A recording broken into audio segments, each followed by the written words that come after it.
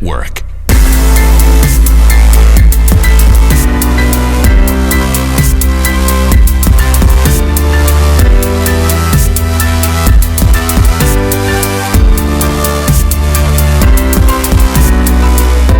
Hello, and welcome to another edition of Valhalla's Superhero Academy podcast. And before we dive deep into some topics and questions that I have for our guest today, I really want to let you guys know that Superhero Academy just launched its first ever free class. Like, we've just launched our first ever webinar class. I am so excited. This is, I've been doing this for a while now as a social entrepreneur. I've been helping people with their marketing and different companies and brands and stuff. And now it's time to really help everyday superheroes. Now it's time to really engage all this work, all this knowledge that I've ever learned, and kind of apply it more so to myself. And I've had, obviously, the success of doing it with the team at the Valhalla movement, and that's going really well.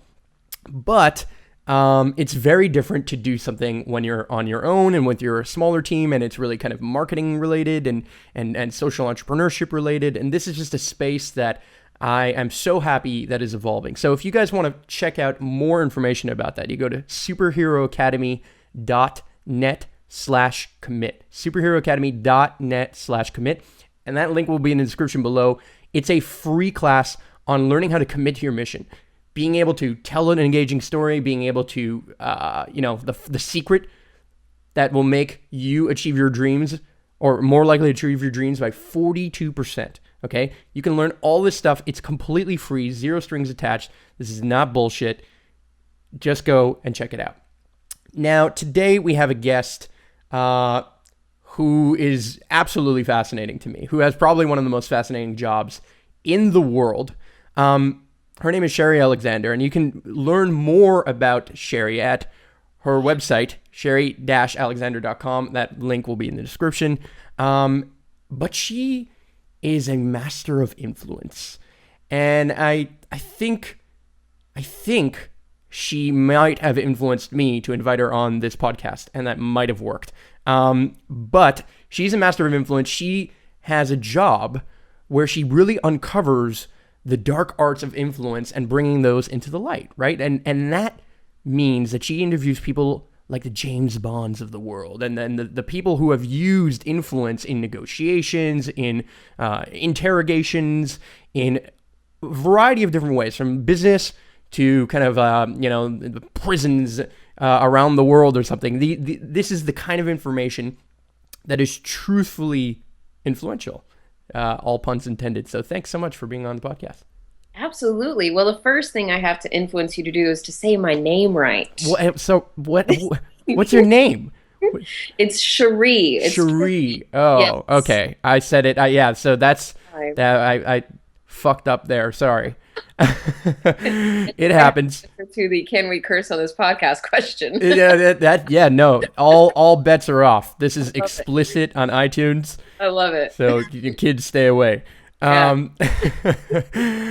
No. I mean that. I think you seriously. I really mean this. I think you have one of the coolest jobs in the world. I tend to agree with you. So I would hope so. I'd hope so that you would expect that your own job that you're doing every day would be something that excites you.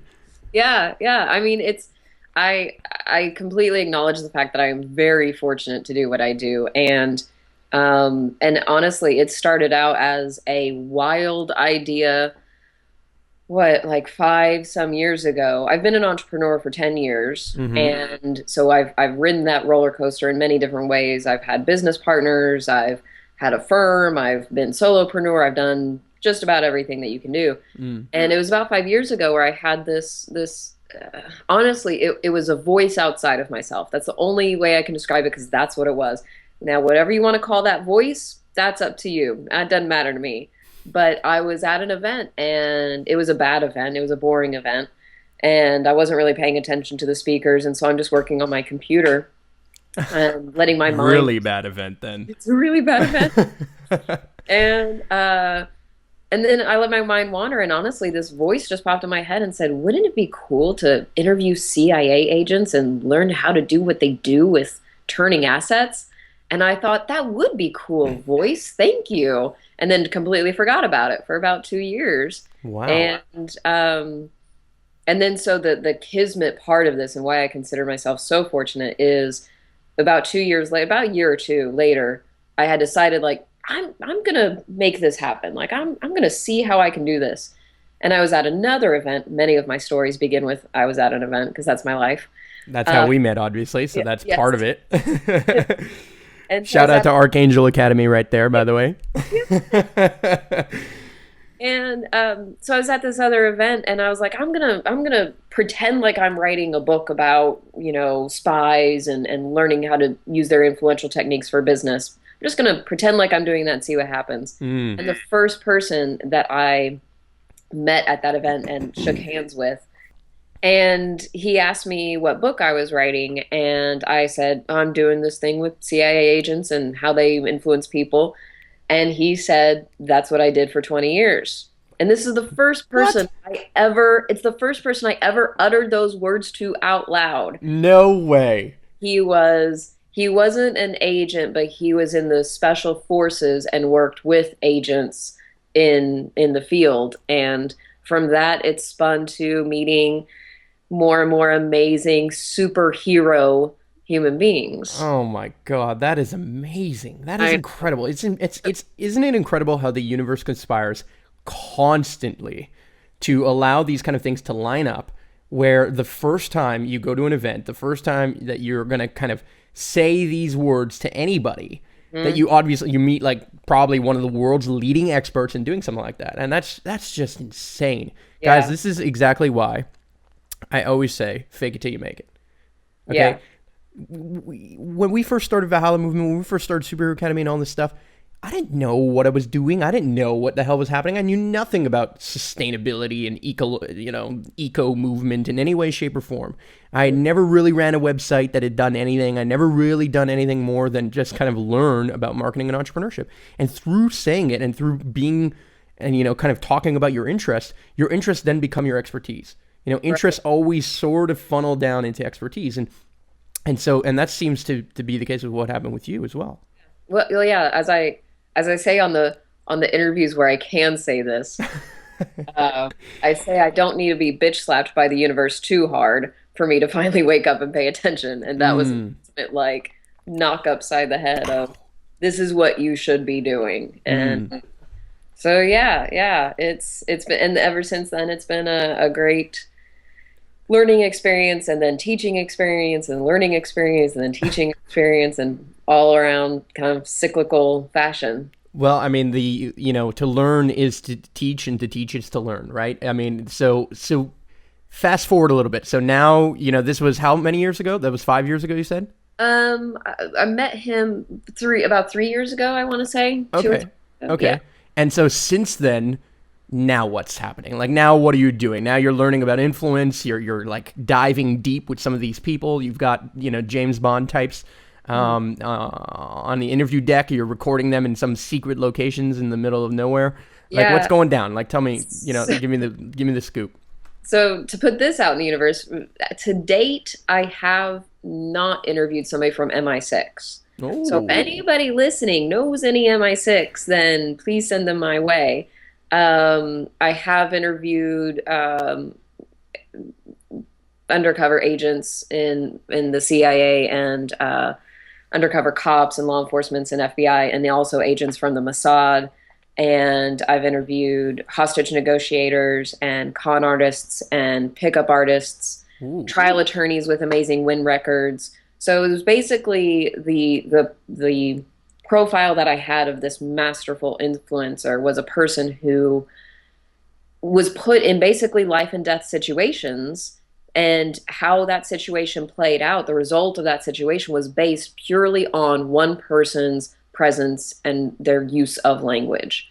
And to me, those are the superheroes of the world, and that's who I wanted to meet and learn from. So, and then the Wow. whole brand and the whole idea is that I'm known for bringing the dark arts of influence into the light, as you mentioned before. And the reason why my you have your passion of helping people achieve their dreams through your programs and such. Well, my whole mission stemmed from the fact that I realized that there's something very, very wrong when a con artist knows more about influential techniques than an entrepreneur or a Mm. CEO or a community leader or all us normal folk, so to speak. And that's what I wanted to change. That's kind of my world mission, is to have people be more conscious and influential with their words. AKA like the right people, the superheroes of the world, and not the bad guys. The bad guys already have these skills sometimes, right? The con artists and all these people, they had the skills, but now the good guys, and I'm going to point at myself when I do that, and you guys who are listening, we need these skills too. Because if we want to influence, we want to create movements, we want to create change, well, guess what? Change is created through positive influence. Through being an influential person, you're going to be able to achieve significantly more than if you're not an influential person. Oh, And absolutely. I don't know if the listeners, I've probably said this on some podcasts, but not everyone listens to every podcast, so I'll say it again. I am deeply, deeply infatuated with James Bond. I Too. just love James Bond. Literally on the other side of the screen where the webcam is, okay? So I can't show you it, unfortunately. There are 2 James Bond stickers Nice. on my Mac, okay? Nice. And I have always idolized Batman and Yeah. James Bond, and I love both of them because they're both regular, everyday guys. And Right. it seems like the skills that they kind of apply, more so than one of them being a billionaire, is influence and is kind of the power, just owning that power and being that hero and always committing to that mission at that moment. And I always thought that influence could be used for such amazing things and such bad things. And this is on the line of what we're saying. And I want to tell a quick story, and then I want to hear more about what you've learned through these influential conversations, or through these influence kind of thought leaders, if you will. But I thought one of the most interesting stories I've ever read in my life was about a con artist who literally sold the Eiffel Tower. And Twice. he twice. I was about to say, he didn't even sell it once, he sold it twice. And you know how he did it? He literally said that the town of Paris and the French government were running out of money in some time of economic problems. And so it was a believable story just because of that. But then all of a sudden, he brought together and had a meeting where he hosted all the scrap metal recyclers, okay, and vendors of the entire town. And then what he did is brought them all in front of one another, used their own credibility of, hey, we got all of us in the room, and he figured out how to do that. And then said, hey, the city is going to, we're going to tear down the Eiffel Tower. We're going to sell it for scrap, but we don't want to tell anybody about this. So this is a secret. You can't ask anybody, even other levels of government. And then what he did is he backroom dealed it. He went up to each of them individually and said, okay, look, guys, you saw all your competitors in the room, but I love you guys most. Why don't you guys give me $50,000 or whatever it was? I don't remember the amount, but it didn't matter. It was a lot of money. And you just show up on this day at this time, like a month from now, and with your equipment, and we'll start tearing down the Eiffel Tower. And he did that to numerous people, and he did it numerous times, and it worked. And I couldn't believe it. I just could not understand that kind of concept. And then I learned about things like neurolinguistic programming, and I learned about all this kind of stuff, and I was like, whoa, there is a way of influencing people. And it's almost scientific sometimes. And there are ways of doing it that kind of are better than others. And so I'm going to shut up now and ask you to please shower us with your knowledge of learning, of what you've learned from some of these people. What are some of the craziest things that you've learned, craziest stories that you've heard? Go for it. Well, one of the one of the stories that sort of sticks out in my mind is um, a army human intelligence officer. So you have the agency, which is like field agents and stuff, and they turn assets and they interrogate and things.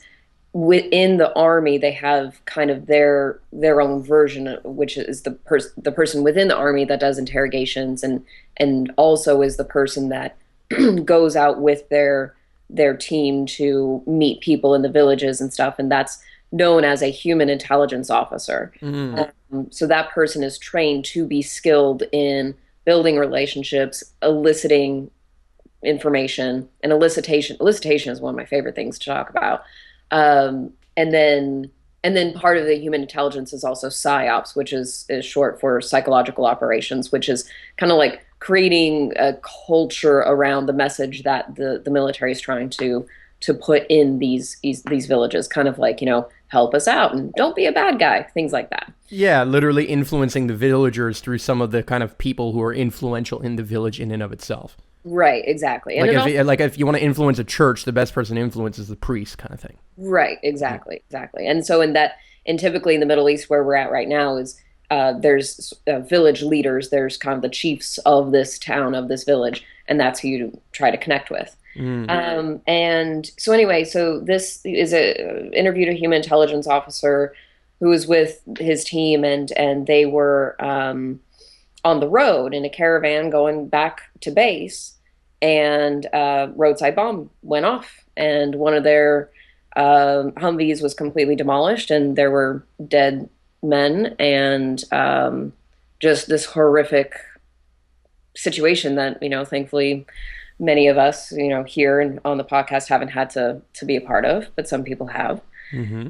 And on their way there, they caught that, while they're trying to assess the situation and do triage and everything, they caught one of the guys that had put that bomb there, and so they detained him, cuffed him, put him up against one of the standing Humvees, and basically now it's this human intelligence officer's job to get this guy to talk, to tell him, are there more bombs up ahead, so we don't blow up and die trying to get home.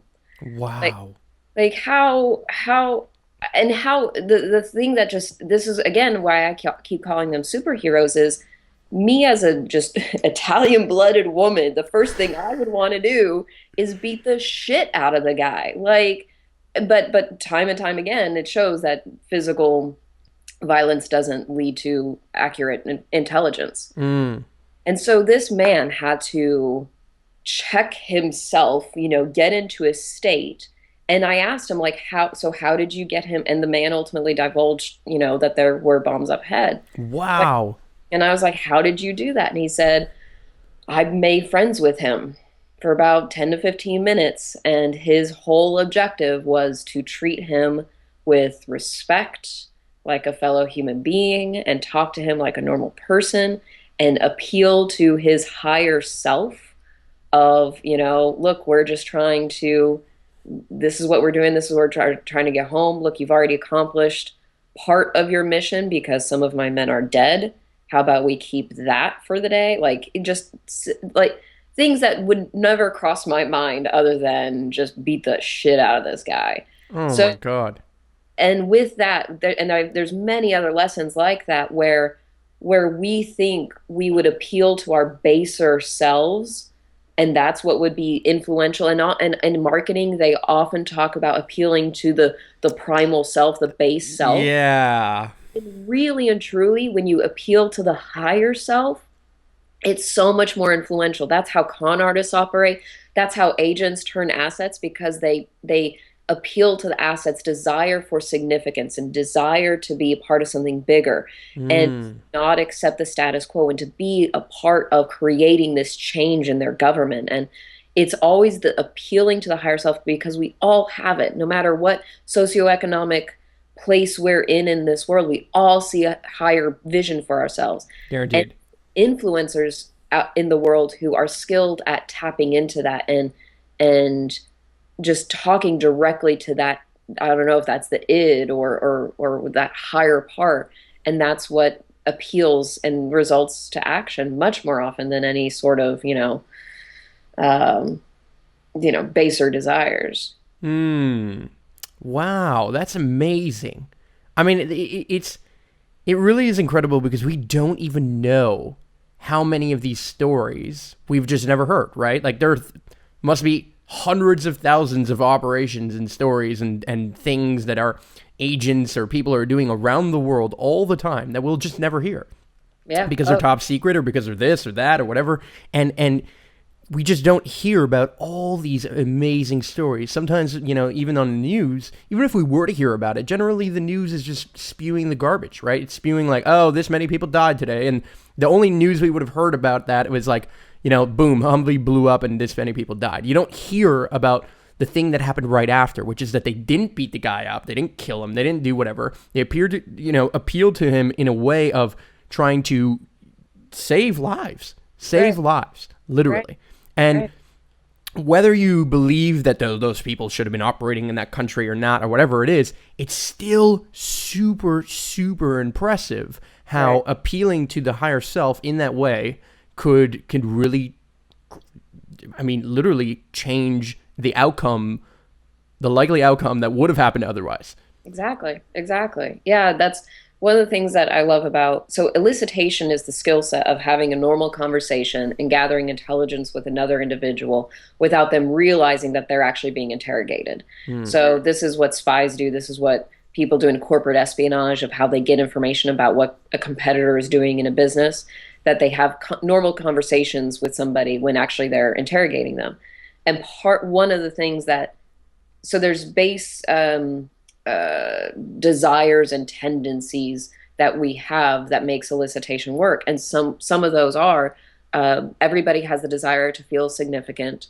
Everybody has the desire to feel appreciated, and this is what we're honestly starved for. We are starved for that deeper connection. So when somebody like somebody who's influential can create that sensation of a connection, like we're Pavlov's dogs just drooling like, yes, I want more of that. I want more of that because it's so rare to find. And it's why people end up giving con artists like tens of thousands of dollars that people don't have, and yet they still fall for it. And it's because of that trigger inside of us is so needed and so deep and so desired.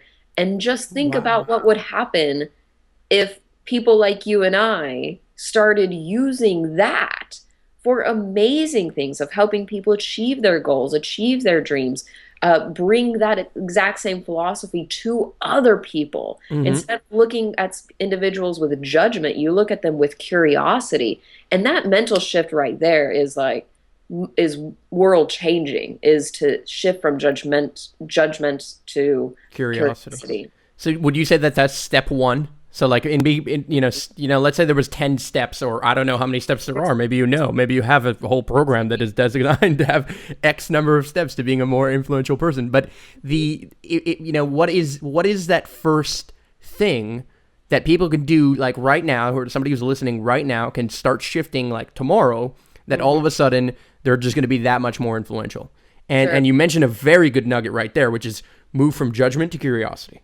And I've always found that being open and open-minded, we have heard this before, right? Being open-minded is going to lead to more openings and more doors opening, right? Well, yeah, that's exactly how it works.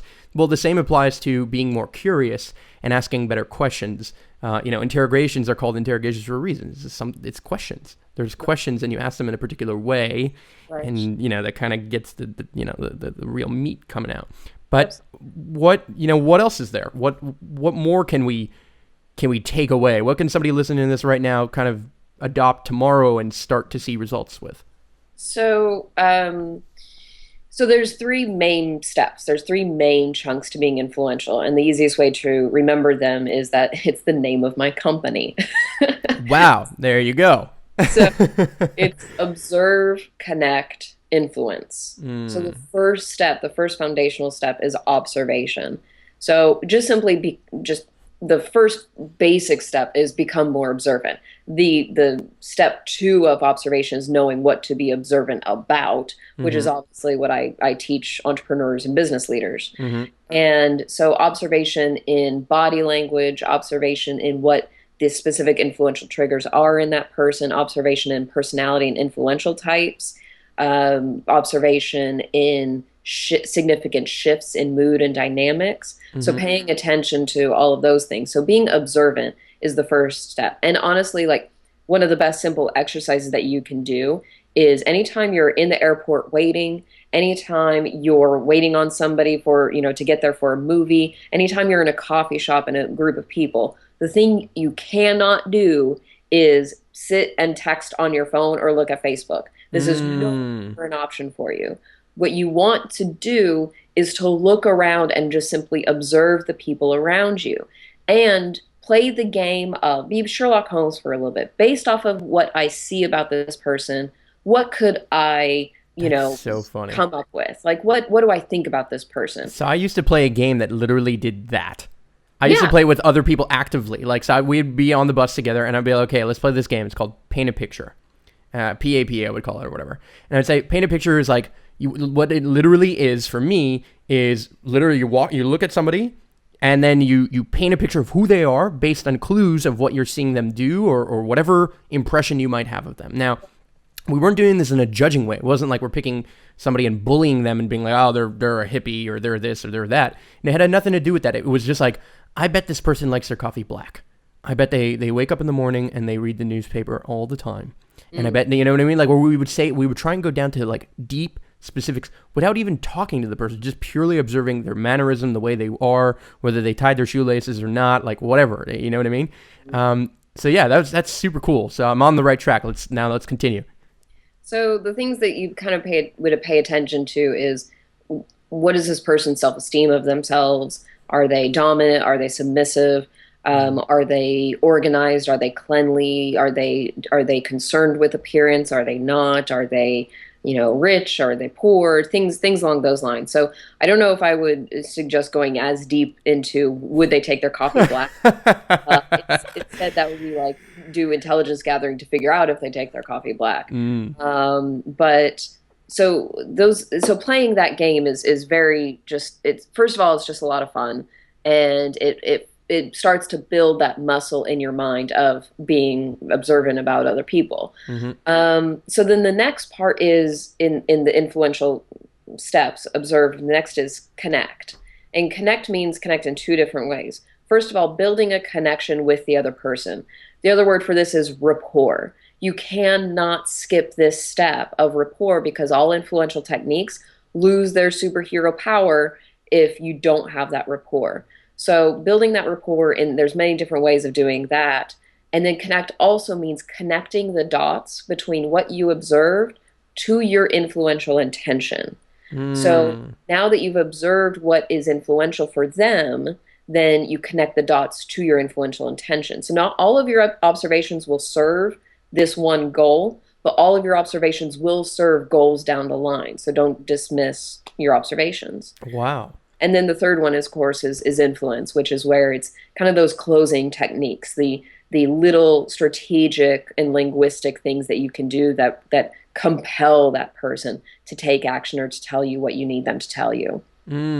So would you say that you must have studied NLP, obviously? Oh, yeah. Yeah, I'm certified. Yeah. Yeah, there you go. So neurolinguistic programming, for those who aren't listening, or not listening, but who don't know the term, neurolinguistic programming is something I also learned a lot about. Actually, I learned about it when I basically had lost my own identity. I had sold this company. My first company was an indoor skate park. Pretty much out of the blue, it just kind of came out of nowhere. And I ended up selling it, and I was about to graduate from university. I didn't know what I was going to do. I had just run into money, and I had no more company. And I was like, oh shit, like I'm an entrepreneur, but without a company. And that's that weird spot for any entrepreneur to ever be in. But what was really cool is I was like, okay, I'm going to take like a 2-month long hiatus, and I'm going to go to Australia because this is the furthest place in the world from where I am. And then I'm going to go to China because I want to go to a place where I do not understand the language. And both of them to me were like little social experiments. It was like number one, first social experiment of being far away from home and backpacking and never having done that at that time and age. And the second one was being in a place where all I have is observation, because I cannot communicate with these people and I cannot really connect other than through my observation and being able to communicate in a kind of different way. And on the plane ride to Australia, which is a very long plane ride, I read an entire book on NLP for dummies. And I learned about all this kind of stuff, and it was super powerful. And I realized that there are people in business that do know some of this stuff, right? Oh, yeah. Right? Like I went to this millionaire mindset intensive, like free thing that somebody had invited me to at one point. And the guy on the stage would say something, and then every time he would say something, he would say yes or yes, and he would put his hand up. Oh, I hate that so much. I fucking hate that. But he would be like, yes or yes, yes or yes, yes or yes. And then eventually he gets down to, so do you want to buy my product? And all he does is put his hand up. Right. Right? And he didn't say the sentence, do you want to buy my product? He says, do you want to invest in yourself? Yes. Do you want to do this? Yes. Yes. And he goes through a series of yeses, which is a very known technique, right? Ask people a whole bunch of questions you know they're going to say yes to, or that you at least expect that they're going to say yes to. And then when you can, at the end, you can ask them the question that you really want them to say yes to. And most of the time, if you've been saying yes, yes, yes, yes, yes, yes, yes, it feels normally very out of integrity from the individual's perspective to say no to the last one, right? And that's exactly how con artists operate, is that they pick up, not exactly, but it's one of the things that they do, I guess, is that they pick up on all those things through observation, through connecting and building rapport, and then eventually they influence you. So talk to me about NLP, but talk to me about how this could be used for more good. Talk to me about, like, because there's those guys, the snake oil salesmen, and then there's, like, obviously people who are doing, like, con artists, but, like, let's talk about how you've seen this transform business leaders and how you've seen this help people. And lead to bigger causes getting bigger, or smaller causes becoming bigger, let's say. Sure. So great timing on asking that, because yesterday I just led a sales training with as a guest speaker for one of the Sandler Institute locations. Sandler is a national organization that has franchises around the nation, and one of their local offices brings me in as a guest expert on NLP. Wow. And so I taught embedded commands. And embedded commands are theoretically, again, a lot of this is art and science. So it's kind of a dance between the two. But embedded commands in theory are a form of hypnotic language where you can, as it sounds like, you embed a command in what you're saying. So, for example, if I say, you might want to hire me today as your coach because you want to accomplish becoming more influential. Within there, I had hire me today, the embedded command. To make embedded commands successful, you actually drop your voice in tone just a little bit when you say the command, rather than the opposite would be if you were to hire me today, then you would be able to accomplish your goals of being more influential. Wow. If you go up, it stands out. So it almost sounds more desperate when you inflect up rather than going down. Wow. Yeah, simple things, right? That's amazing. I invited you on this podcast purely for me. There is no podcast. No, sorry, continue. I've been duped. So with embedded, the aha lesson that usually comes out of teaching embedded commands is that, first of all, everything around influence is that you have a goal. You have a specific action that you want your mark to take. You want your mark to say something. You want your mark to do something. You want your mark to feel something.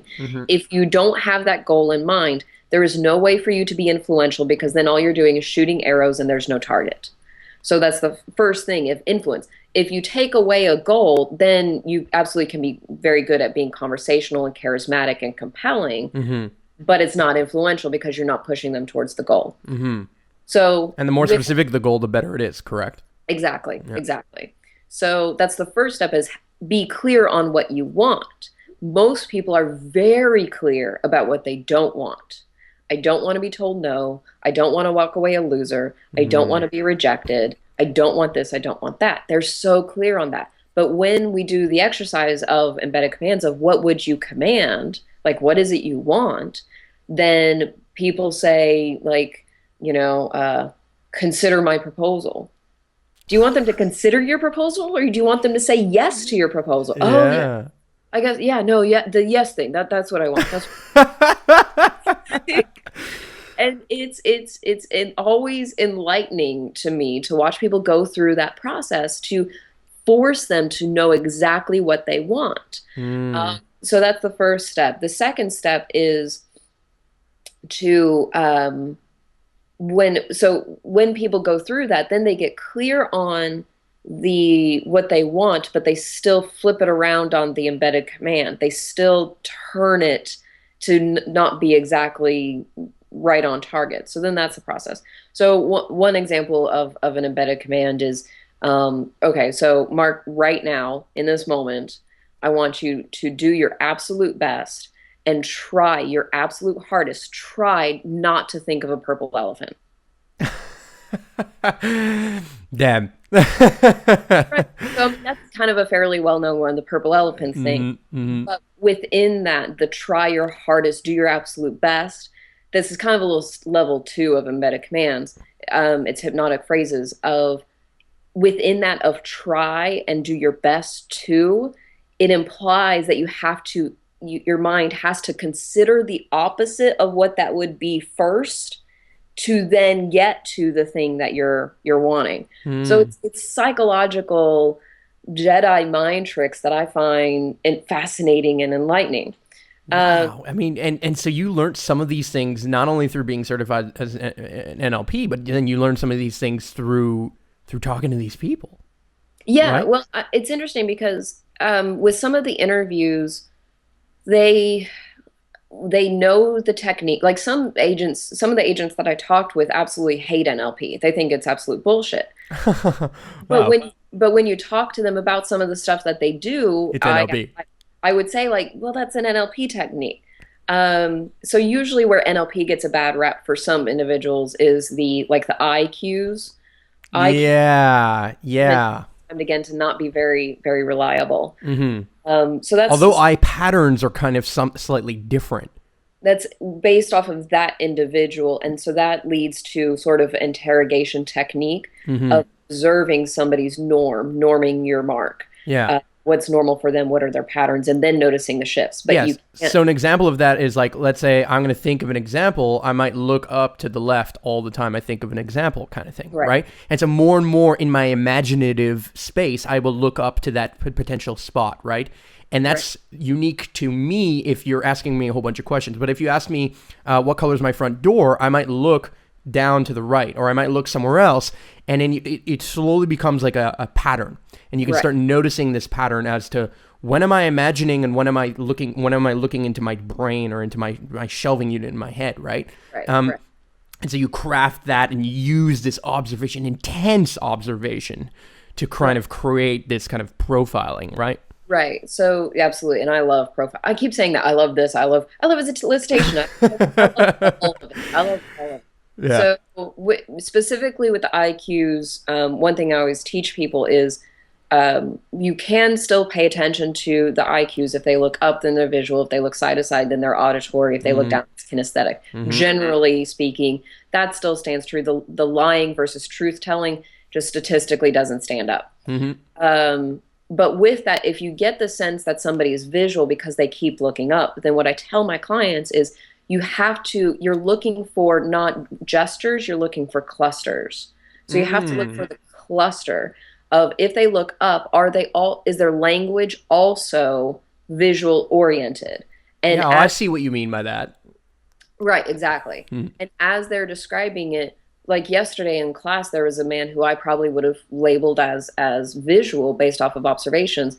Was he kept looking up and he kept saying, "Do they see the picture? Do they see this?" I'm not sure if they quite they're whatever the metaphors were that he was using, but as he was talking, he was gesturing in a way that was painting this picture that he was seeing in front of him. So I would hypothesize, and I would say hypothesize rather than label, as I said before. I would hypothesize that this person is visual, because that's one thing about this this observational side of influence is you never try to solidify your conclusions, because you're dealing with very malleable, complicated, fascinating individuals. So you want to build up a general theory or hypothesis, but you're never going to say this person is this and that is only what they are, because that's the moment where you miss everything else. Then your mind goes into looking for patterns that are not there. You lose that And you can curiosity. spiral literally in the wrong direction. Absolutely. Absolutely. Wow. And then that's when shit hits the fan and you're like, what went wrong? Well, Well, you stopped observing, you started judging. wow, that's so true.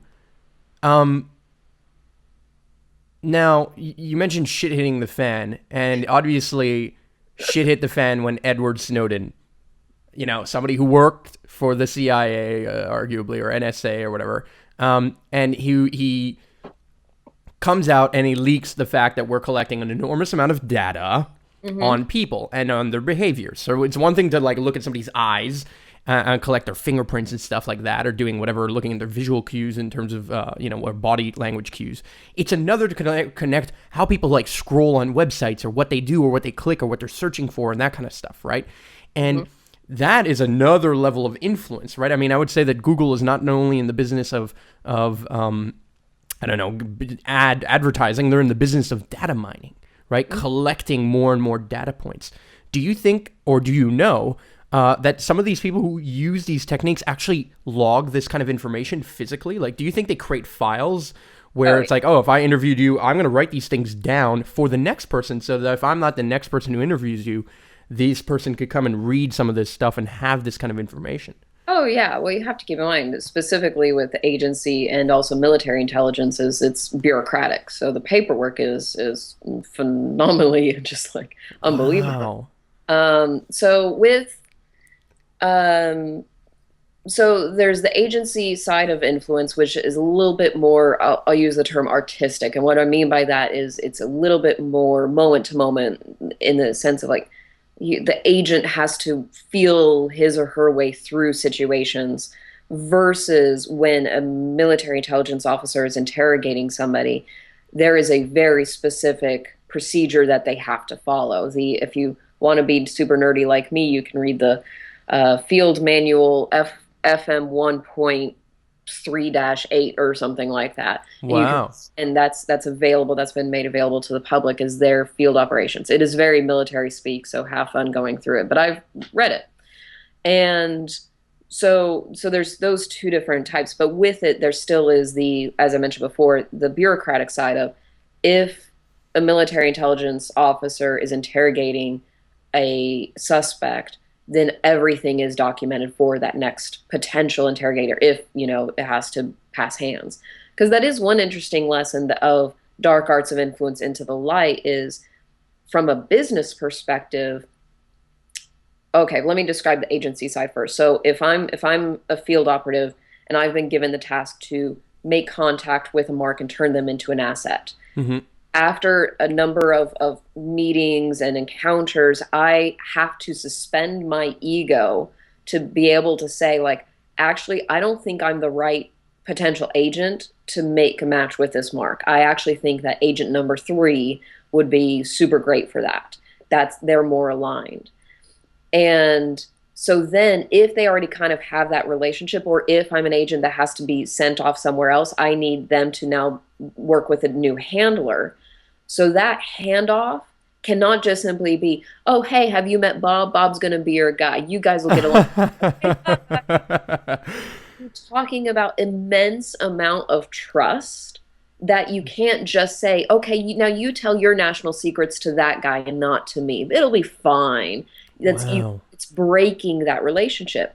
Now bring that over into a business sense of how sales associates get the business and then just hand it over to the account manager.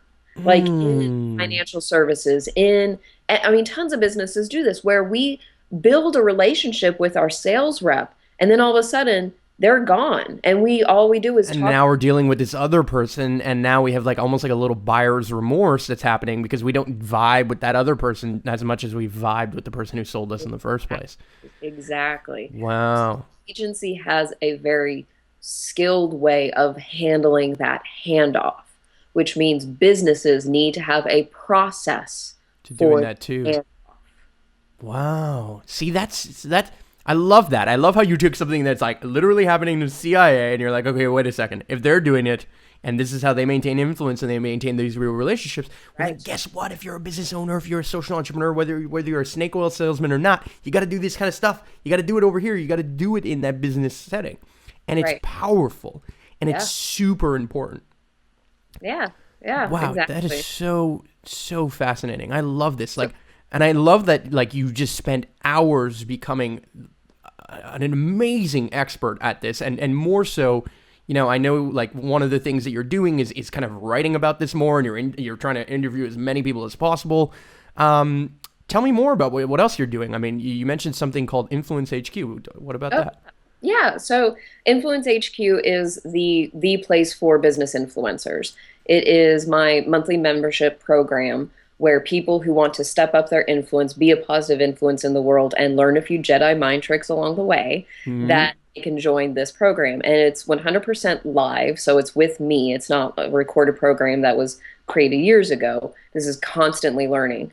It's 2 calls a month. The first Wednesday of the month, I have a master class, and that's where I teach something cool. It could be embedded commands, it could be profiling, it could be handling a handoff, it could be how to use influence in copywriting and in sales.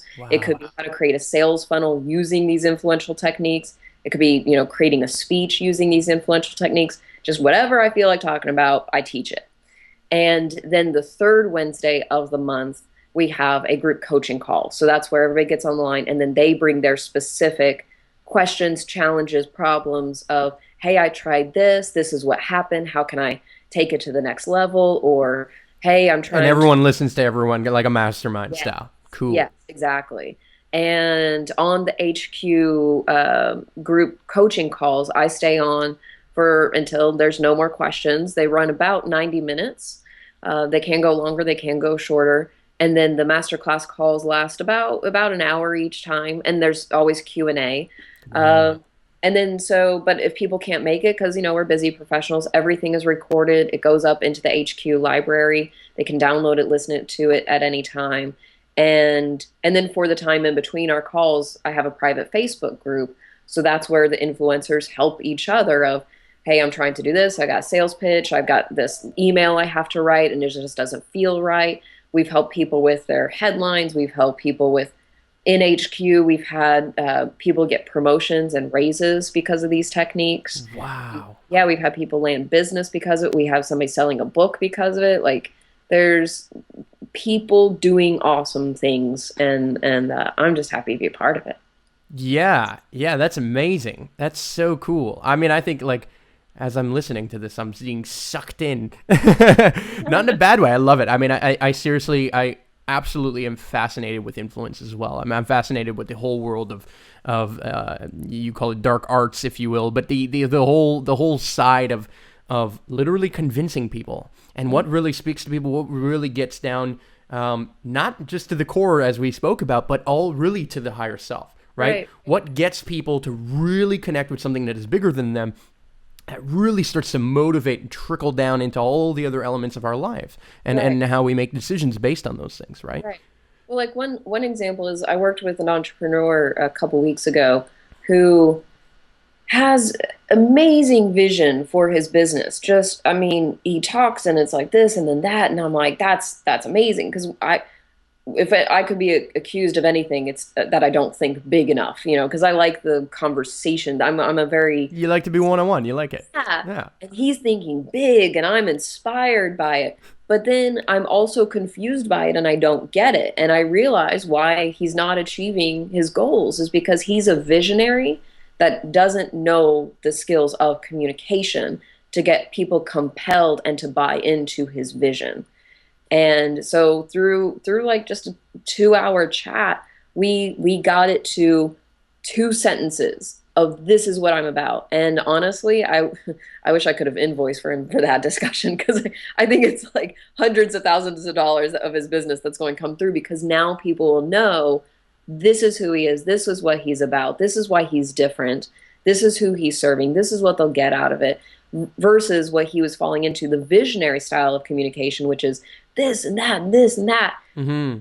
That's great and that's a wonderful skill to have that vision, but unless you can communicate it, Yeah. it's not going to go anywhere. That's funny because I always say, I think that makes a lot of sense to me. Very, very much resonates with me, which is there's a difference between being very clear on your higher purpose and being very unclear in communication. Right? Right. There's a very, very big difference. If I talk in nothing but big language and I say, oh, what I believe in is freedom culture and what I believe in is empowering social entrepreneurs to be everyday superheroes, and I just say those things, I'm not getting down to the specifics of what I'm doing. And people might connect to that very quickly and be like, okay, I resonate with that, but they cannot trickle down into the what and how necessarily, right? So that's a very good why statement, if you will. But how do they get down to the specifics of what somebody's doing and how they're doing it, how it applies to them, and why the person who's listening to this gives a shit or wants to buy something or wants to be a part of it or help out or donate or whatever, right? It does boil down to, okay, yes, you have to have very big vision, but you have to be able to communicate that, and you have to be able to get people to take action and get behind it tangibly. And the more clear that you are, the more that people are actually going to be able to get behind you. Right. Yeah. Well, that's the thing is like, again, it's about specific goals. So if I'm excited about telling you about my grand vision, and I tell you about Influence HQ, but also tell you about my group coaching, and also tell you about my book, and also tell you about my blog, and because I get all the good, awesome feelings of that for me. Yes. I'm now being selfish in my communication.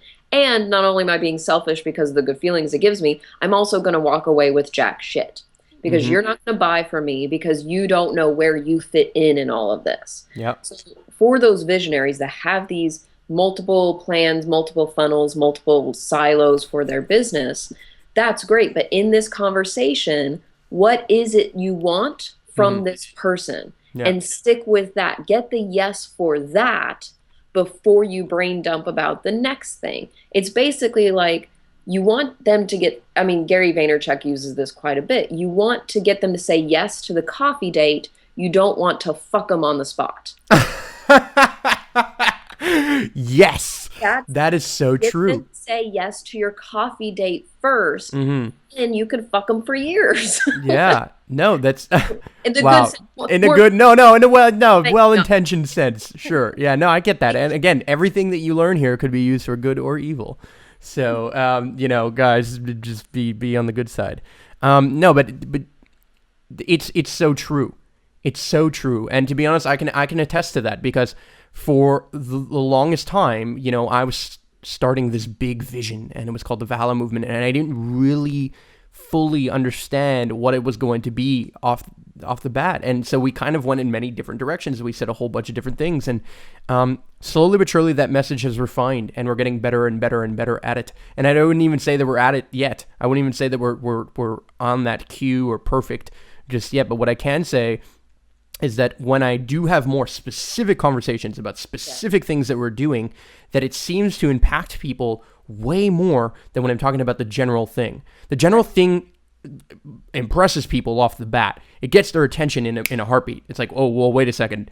You're trying to make sustainability mainstream on a 60-acre piece of land? Wow, that's crazy. And even that's kind of specific to some degree, okay? But, at least because I mentioned the 60-acre piece of land. But if I didn't, it's like, okay, cool, I resonate, but now I have to go deeper. And there's now off boxes in a list of things that you have to say or communicate or do before you build a true connection and a true rapport with somebody and a true understanding that person fully got it. Right. Yeah. And it's matching your mark with your goal. Yeah. So, and I keep referring back to like business models and entrepreneurs because I know that's who listens to your podcast. And it's okay to ask yourself, what can this person do for me?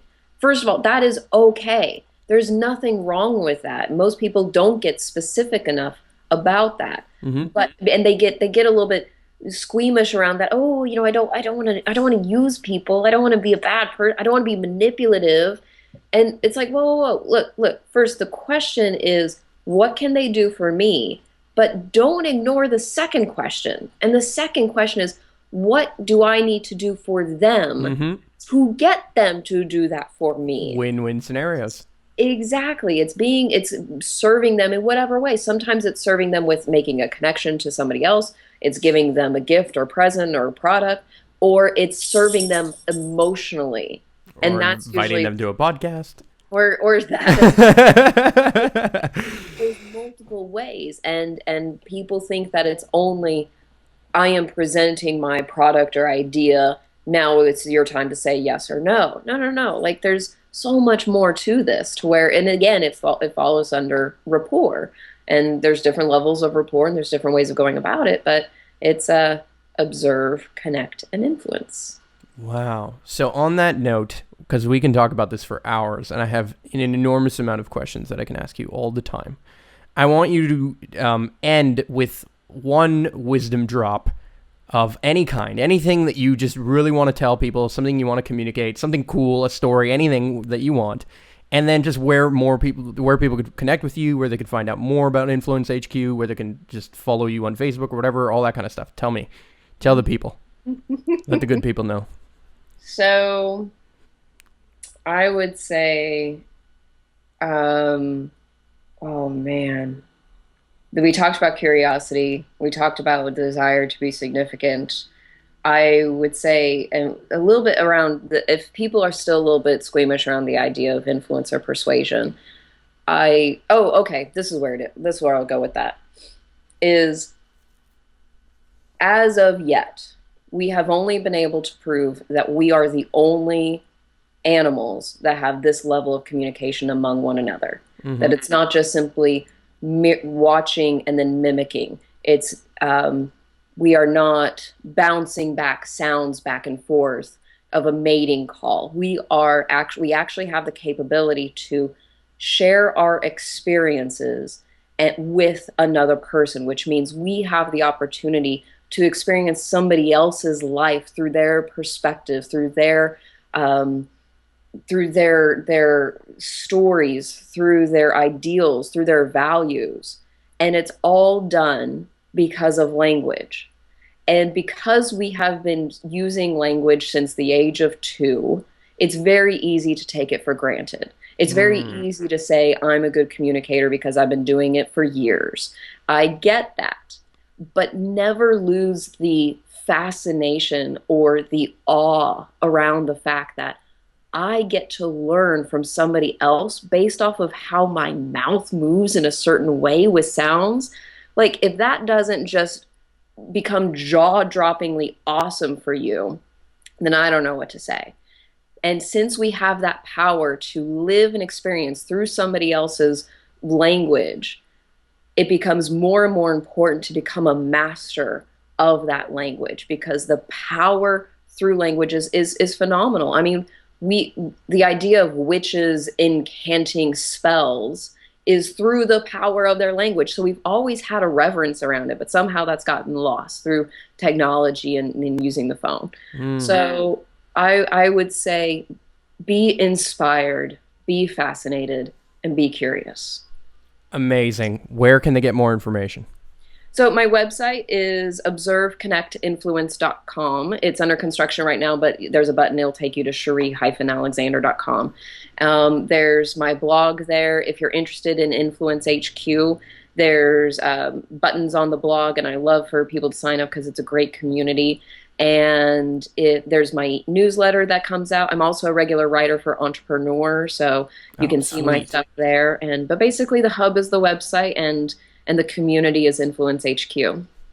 Boom. Thank you so much for wisdom dropping here, and thank you so much for influencing the people who are listening. And if I can influence you guys to now like, comment, and subscribe. You see how I went down there? You see how I went down? Like, comment, subscribe. You see how I went? The inflection was down there. Like, comment, subscribe, rate, share, all those beautifully awesome things that you guys can do for this podcast to help us increase our influence so that we can make more everyday superheroes. Thank you so much, guys. And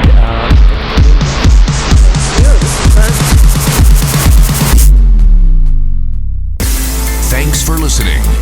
Be sure to subscribe to the podcast on iTunes, and don't forget to rate and leave a comment.